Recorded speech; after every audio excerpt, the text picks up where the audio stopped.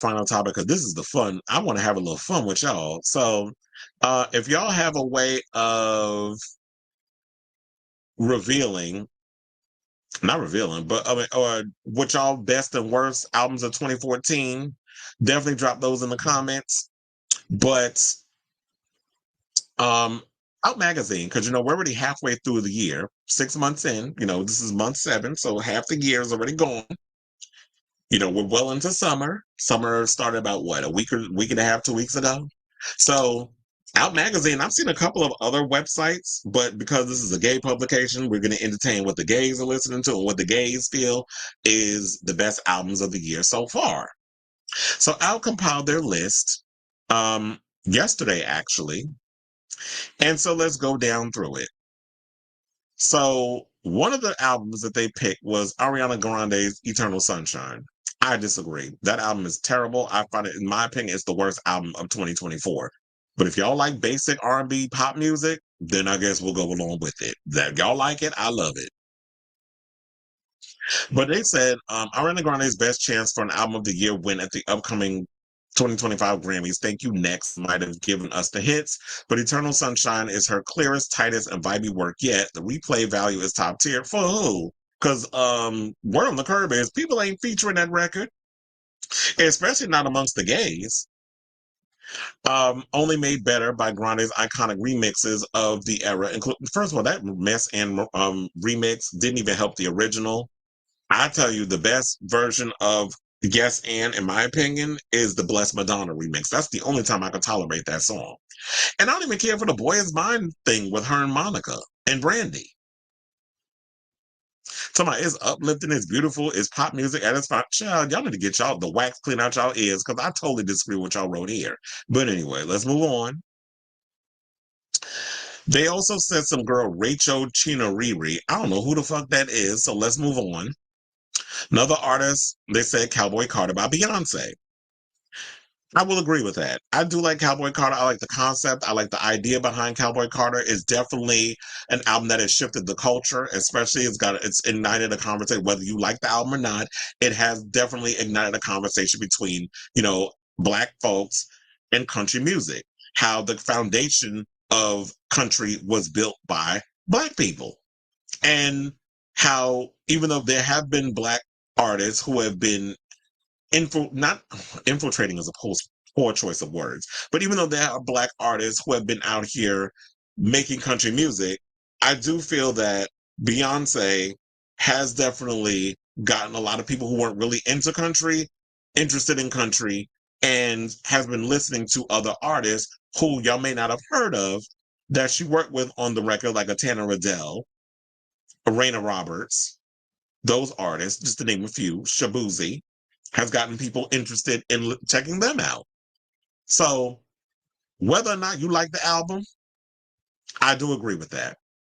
Their next choice, and I told y'all I'm in love with this album and I am obsessed with this album. And okay, let me turn this damn phone because y'all getting my goddamn nerves with all the interruptions. Um, Another album that I will say that I told you came out over the weekend on Friday, and I have not stopped listening to this record because it's such a vibe. The vibe that y'all saying that Ariana Grande is giving, but she ain't. But this album is. And that's Omar Apollo's God Said No. So they said the crooner's latest album opens with a guitar pluck thesis statement saying, "Be careful with me." Oh, I'll definitely be careful with you in the bedroom. Let me start, because I love me some Omar Apollo. The record goes on to explore heartbreak and yearning over hip hop beats and 80s synths. It's only been a few days since its release, but apparently the LP jumped to the top of their list. Whoever heard Omar Apollo, thank you. Probably Frank Ocean, allegedly. And that's what they said he was in a relationship with. I don't think Frank Ocean would know what to do with Dick if you slapped him in the face with it. But anyway.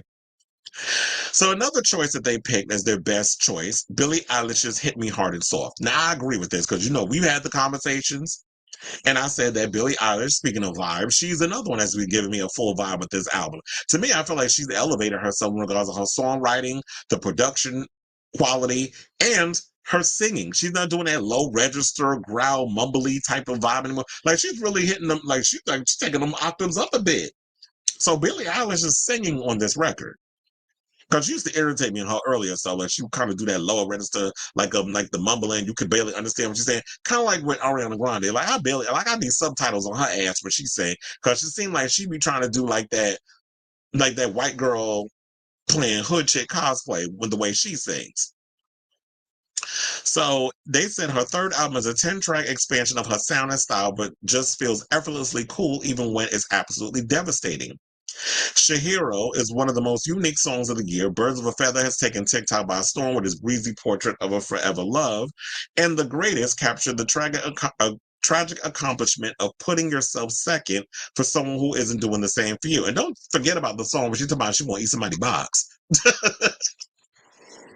They also mentioned, so shout out to Billie Eilish, because yes, her album is doing the damn thing. Now that's an album that needs to go up for album of the year, not no damn Eternal Damn Sunshine. Although I'm sure she will get a nomination.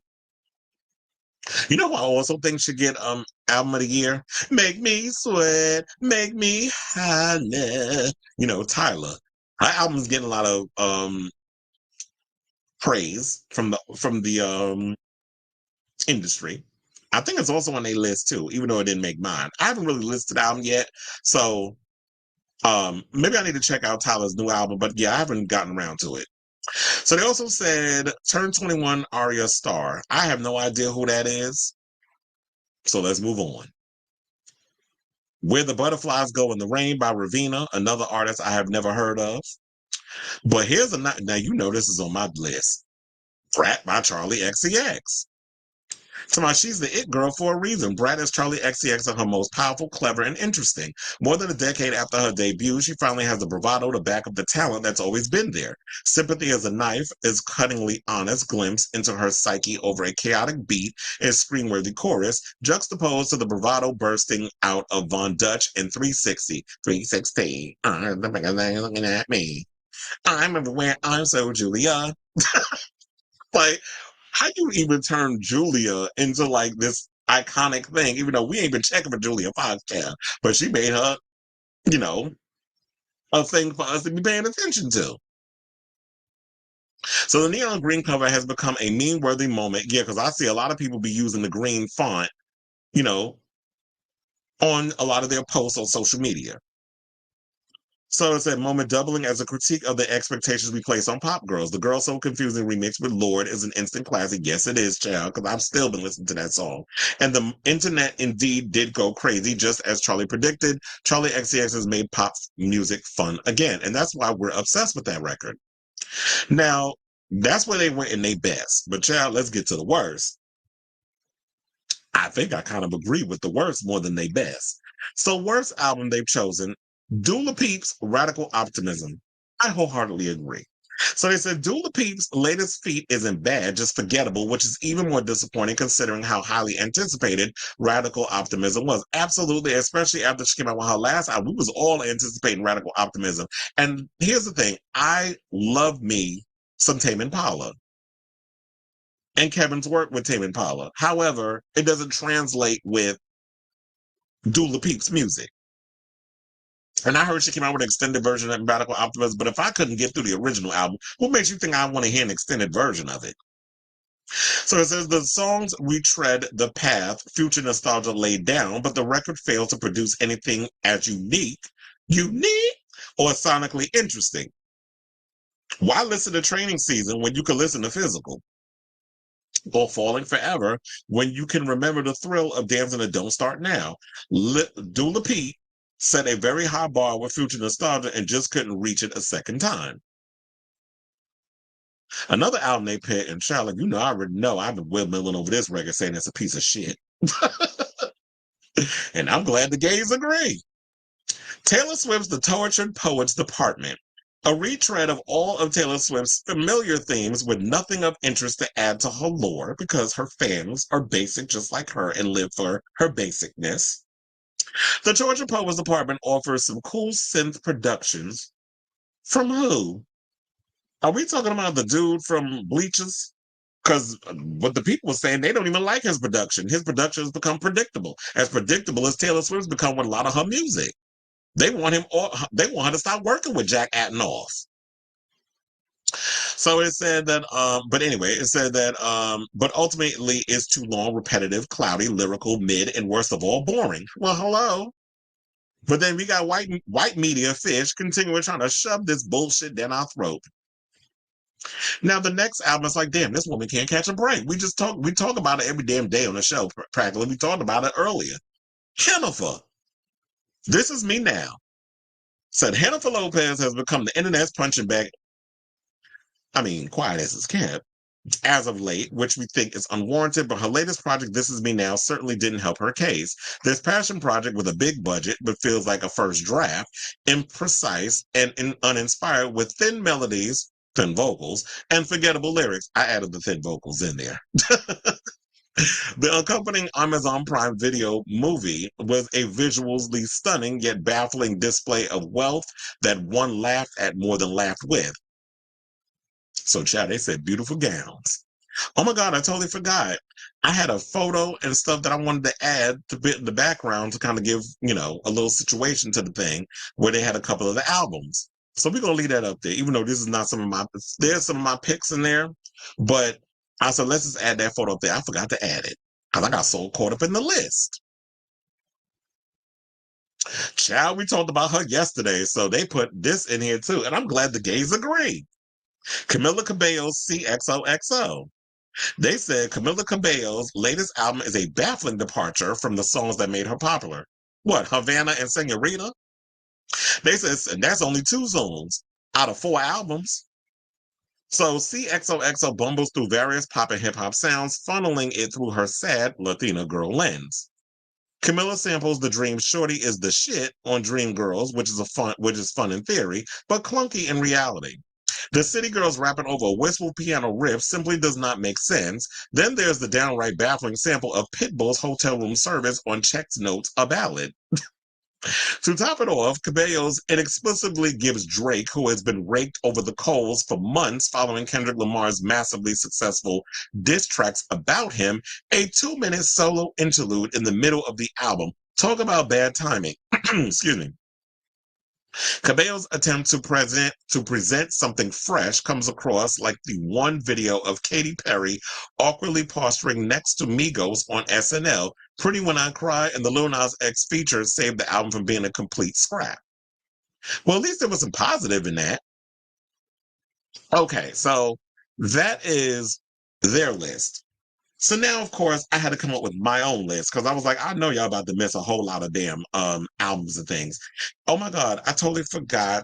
There's an album that I forgot to mention. Hold on a second. So,